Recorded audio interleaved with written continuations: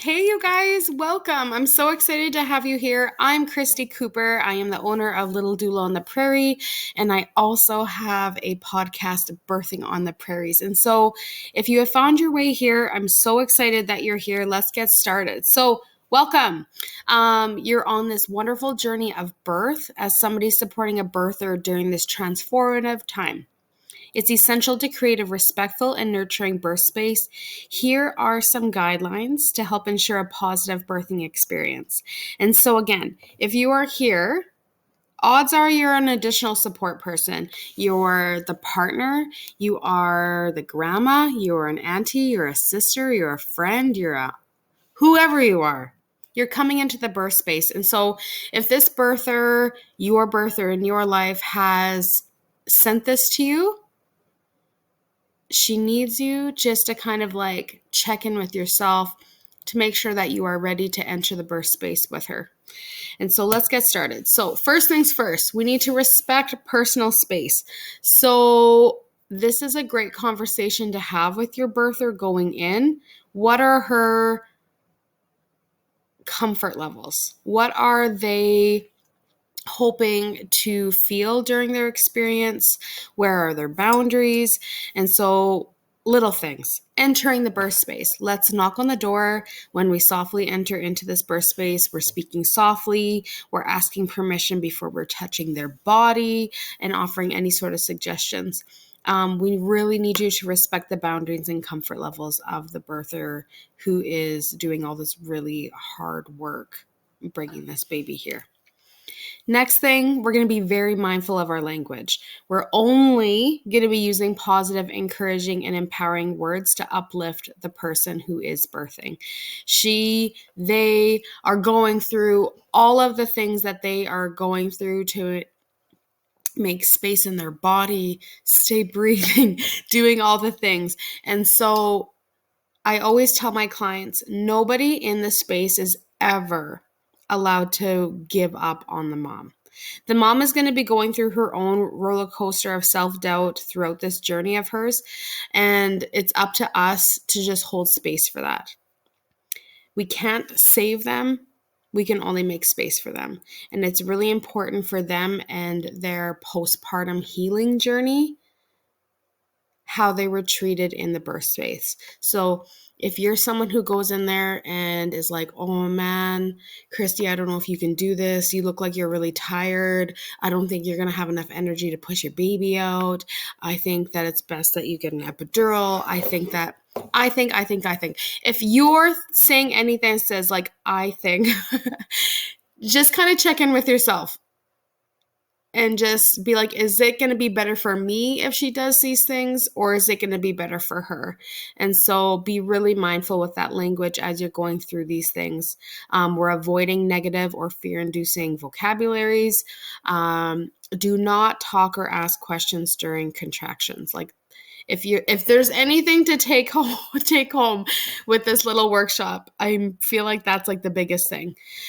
People who are birthing, generally, once we're in like deep active labor and doing the hard, dirty, sweaty work of birth, they do not have the capacity to breathe through a contraction, stay soft, make space, stay grounded, and answer the question that you are giving to them. It's going to throw their whole game off. And so please save questions until between contractions. If you're in a space where, say we're in a hospital and maybe there's some nurses or a doctor or an anesthesiologist who is asking a question to her, just again, make space for her. Hey, I just noticed that they are in a contraction right now. So like as soon as that's done, we'll get back to you. Just give us one more minute. Next thing, we're going to maintain a calm atmosphere, which like sounds easy. You're like, I can do that. Anyone can do that. But if you are coming in and you are loud, if you are distracting, and you may not even notice it. You might be like, oh, I'm being very quiet, but I'm so hungry. I'm going to go eat a bag of goldfish in the corner. Okay, Cool. You think you're being very, very, very quiet, except like the crinkling of the bag, the crunching of the crackers, talking to someone else in the birth space. Like, we really need to come down and read mom at her level. If they are upbeat, high vibing, and just like chatty and doing all the things, we can kind of meet them at that level. But if they are so inside themselves and just inward, we really need to match them. So try not to have crunchy, smelly snacks in the room, encouraging peaceful ambiances by speaking softly and minimizing any unnecessary disruptions. Clearing energy in the birth space. Oh my goodness. This is like, again, a huge understated factor of like what needs to be done when people enter a birth space. So it's important to acknowledge that fears and anxieties can be felt in the birthing space, especially from birthing support individuals. As you enter the room, please take a moment to clear any sort of negative energy and concerns that you may be carrying. And here's a few suggestions on what we can do to clear that energy out before you enter that birth space. If you are holding a lot of energy and all these things, if honestly, even before we enter the birth space, like I'm talking when you first find out you're going to be a support person for someone's birth, I really need you to take a deep dive into yourself and be like, what am I scared of? Am I carrying anything into this birth? What do I need to do ahead of time to clear that out? So if we haven't done any of that kind of deep work and you just find yourself at a birth and they're like, get in there, she needs you, or something like that, here's what we're going to do. So deep breath. We're going to take a big deep breath. Take a few of them. Center yourself and release any tension or anxiety. Inhale positivity. Exhale any negativity. And like, I know that sounds like maybe a hippy dippy to a little amount of people here, but like, honestly, take that deep breath. This isn't about you. This is all about them. This is about the birther. This is about welcoming a baby, and whatever you kind of have bringing in with you, it kind of just has to stay there. We are protecting their space. And hopefully we've done enough work ahead of time that you aren't storing any trauma or getting trauma yourself through this experience. But again, let's start with some few deep breathing before we head in there. Next thing, affirmations. Now, this isn't for everybody, but again, if we haven't done any work with ourselves before we enter a birth space, I feel like affirmations can be really amazing. So we're taking a few deep breaths and we're repeating positive affirmations silently or out loud to help shift our mindset. So I am a source of strength and calmness. I radiate love and support for the birthing experience. If your affirmations are like, oh my God, I don't know what I'm doing. Why am I here? I don't know what I'm doing. I'm scared. I'm all these things. If that's where your brain is initially running to, please, please, please, please, please do that work for yourself so you can show up for that birthing person when they need you. They invited you into this space for a reason. So do that back end work to show up for them wholly. Okay? So I am a source of strength and calmness. I radiate love and support for this birthing experience. Okay? Those are just some examples. You can hit old Pinterest and find a whole bunch of affirmations, but like this is a great spot to start. Visualization, okay? So we're breathing, we're saying beautiful things about ourselves, and now we're going to start visualizing. Close your eyes for a moment and visualize a serene and harmonious birth space. Imagine any worries and fears being swept away and replaced by an atmosphere of peace and love, okay? Again, I know the community I'm serving. I know this may not be your jam. You're like, Christy, what are you talking about? I am not into visualization. And so like, I want you just to kind of like take that for what it is and replace that with something that does feel good for you. Okay. So like, if it's not visualization and like imagining like water coming and sweeping those things away, or like a wind coming and sweeping those things away. You do you, okay? But like sometimes just making that picture in your brain is really going to help make that happen for you. Now we're going to do a physical release, okay? So we're breathing, we're saying good things, we're visualizing all the bad stuff going away, and now we're going to physically release some stuff. So we're shaking out any tension in our body, we're stretching, we're gently moving to release any built up energy that helps create a more relaxed and grounded presence. You do you, okay? If you need 2 seconds to take a walk before you jump in there and start supporting this person through this transformative experience that she's going to remember for the rest of their life, yes, please take a minute to go do what you need to do to be that person for her. So after that, we're going to just remember by clearing out your own energy, you're going to create a calm and supportive environment for your birthing person. Your positive energy will contribute to their overall birthing experience and promote a sense of safety and empowerment. Okay? So, onwards. Privacy matters. Oh my gosh. Equally important. Please know that it is a complete privilege that you are coming into the birth space anyways, and you need to respect the privacy of this person. So respect the birther's need for privacy. Only invite individuals who are trusted and pre-approved by the birther to enter any birth space. Do not post anything on social media. Do not post anything of the birth on social media. Do not share any news with outside family who aren't in that birth space. Do not do anything without consent. Consent is so huge. I have driven it into these families I'm working with, how important consent is. And you coming into that space is also adhering to the consent of the family. So if you do not have any permission to post anything, share anything with even the family, you got like an auntie knocking down your wall, bless her heart, but like she's going to have to wait for that family to make that news yourself, or wait for an appropriate time to obtain that consent so you could do those things.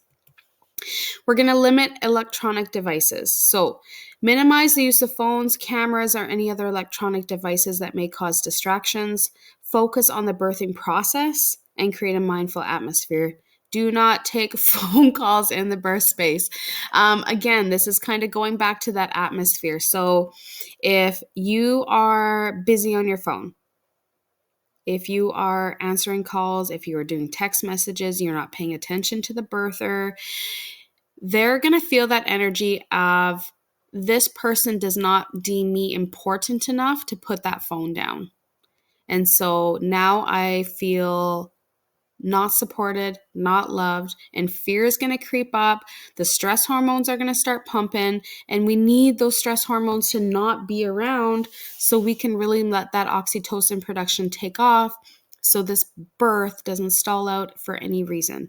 And so limiting electronic devices is a huge vibe that we need to stick with. Obviously, time and place for everything. Okay, yes, absolutely, you have to take that important call. Please find someone to fill your space. Say you are hip squeezing and all of a sudden you get this important phone call that you need to take, then we are going to go ahead and just let someone else come in and take your place so she has support for the next hip squeeze, or someone to pass them water while you're out of the room for those few minutes. Offer support. So again, trying to stay off of any devices, and we are going to be offering support. So when we're very present, we are going to have that capacity to offer more support. So we're being attentive and present, using our intuition, providing emotional support when needed.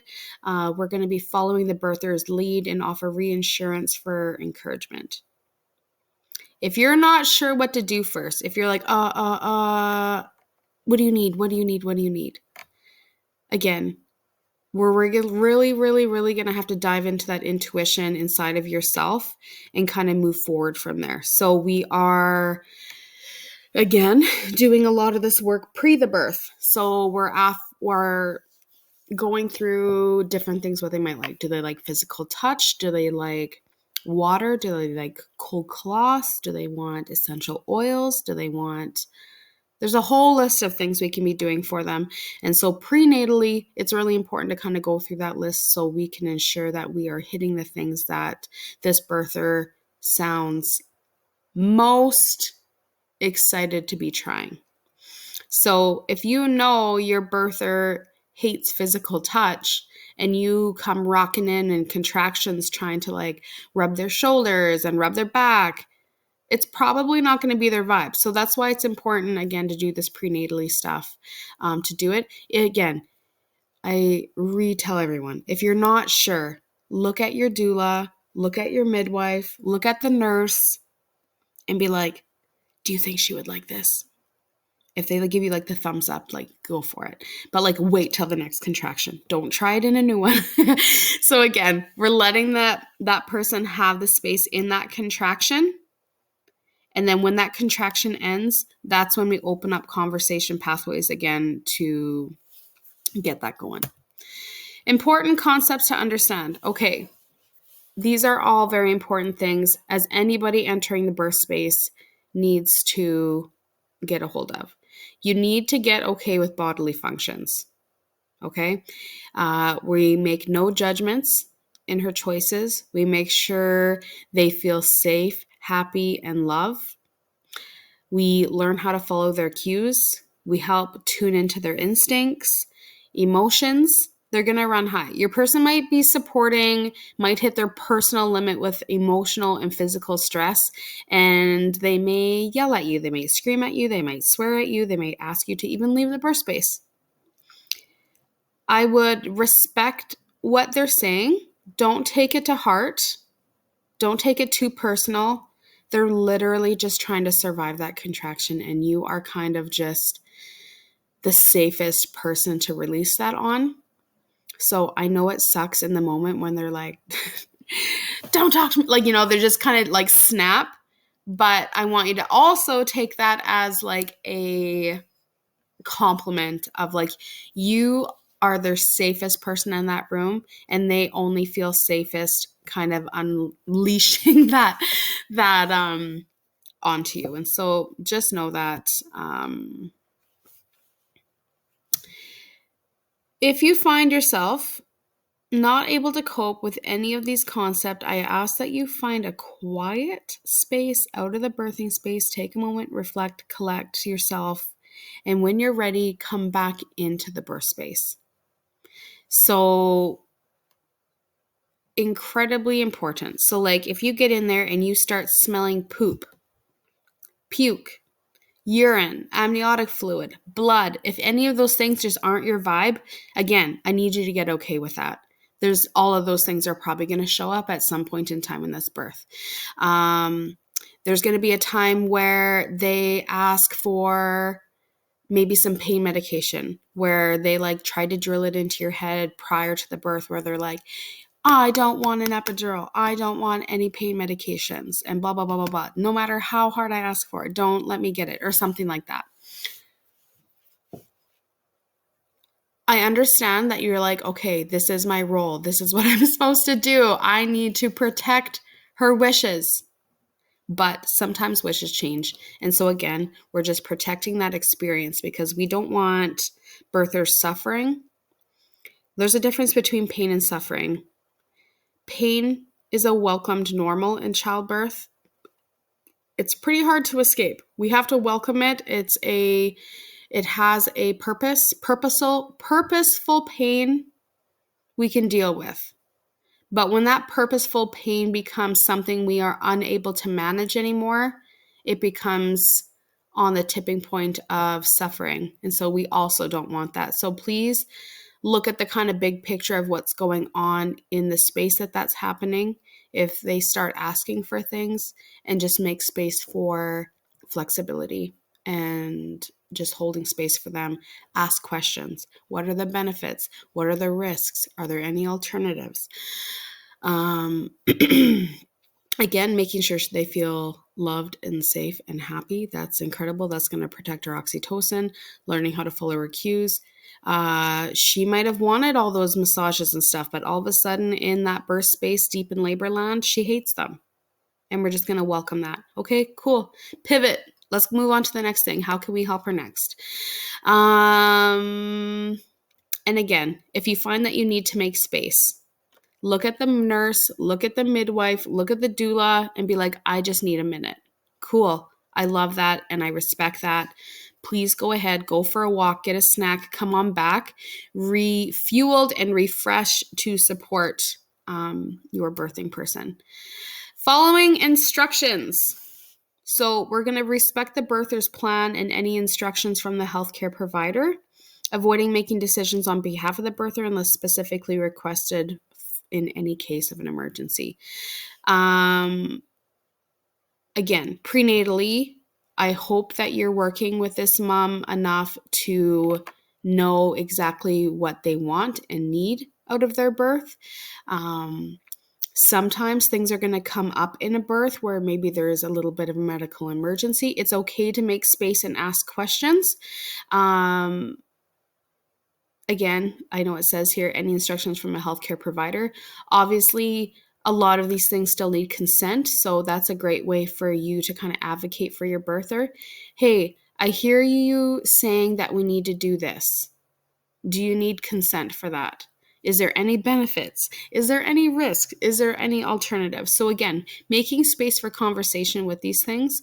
I really try hard, again, with all my clients to hit them with the tools how to open up conversations with healthcare providers. I do not believe coming in there guns a-blazing and just like firing off like not being cooperative with them. I believe that a good relationship with healthcare providers can benefit us in more ways that are going to benefit us than negatively if we come in being jerks. So obviously, time and place for everything. Sometimes we got to come in and make those big calls and make those big feelings happen to protect the birth space. But again, prenatally, if we can kind of go through all of this stuff ahead of time so we don't have to give that buzzkill birth vibe in the room.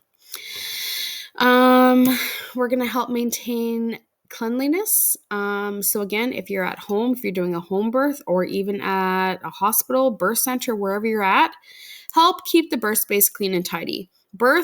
Being birth is unpredictable at any point in time. So if, say, all of a sudden we need a lot of hands on deck, it's really nice to have the space consistently put together enough that like if something were to happen big, boom, we don't have to waste any time picking up all the garbage off the floor, taking all the blankets off the ground, like, just that kind of stuff. So disposing of any trash promptly and follow the facilities or homeowners' expectations of cleanliness. So if you notice that there's some dirty towels on the floor, maybe go throw that in the hamper. So it's just one step closer to being done.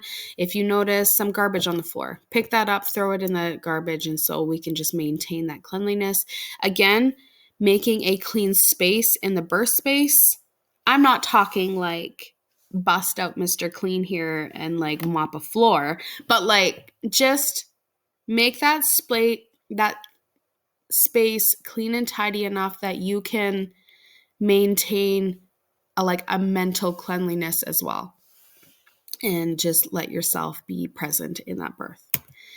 Remember, creating a peaceful and respectful birth space is critical and crucial for the birther's comfort and well-being. By following these guidelines, you will contribute a positive and empowering and memorable birth experience for your birther. And so as this wraps up, if you feel like you need more additional information on how to be a more present and more invested birth partner, please come on back. I will be offering a empowered partner birthing workshop, which will be free to all of my clients. But I am opening that up for all of you guys as well. So I'm so excited for you guys to be here, investing in this birth, investing in this mom and her experience. And so just thank you again for coming by, listening and learning. Feel free to hit me up at any point in time. Again, my name's Christy Cooper with Little Doula on the Prairie. My phone number is here, and you can always follow me on Instagram, Facebook at Little Doula on the Prairie. And if you're interested in listening into even more podcasts, head on over to Birthing on the Prairies on Instagram, and that will take you over to all the recorded episodes. Thank you once again, and I'm so excited for you to enter this birth space. And by listening to this birth etiquette, I know you're going to be the most beautiful support for this mom.